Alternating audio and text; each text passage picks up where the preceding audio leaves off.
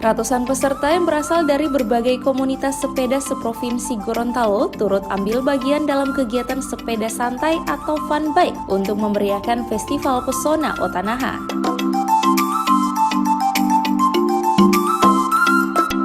Kegiatan Festival Pesona Otanaha merupakan agenda rutin pemerintah Kota Gorontalo melalui Dinas Pariwisata Pemuda dan Olahraga dalam mempromosikan berbagai potensi pariwisata daerah sehingga mampu meningkatkan pendapatan daerah.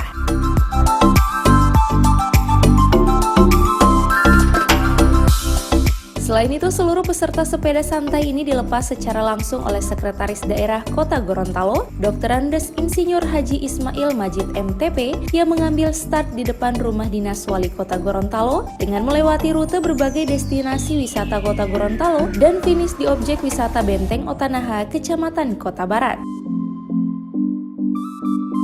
2019.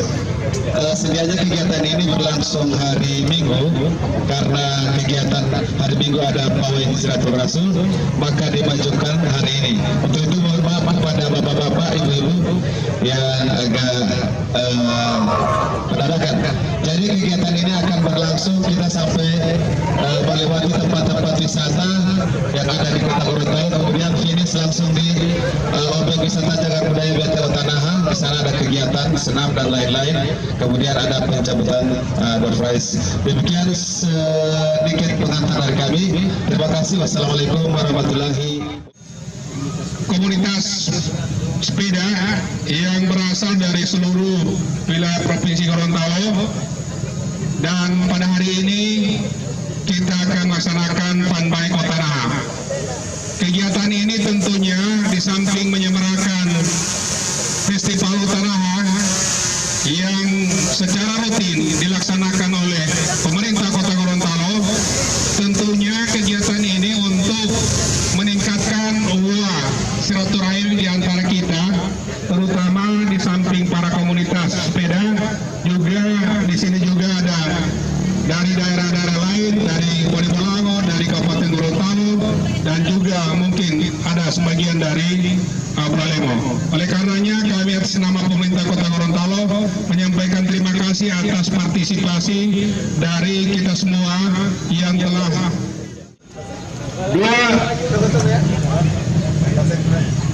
satu.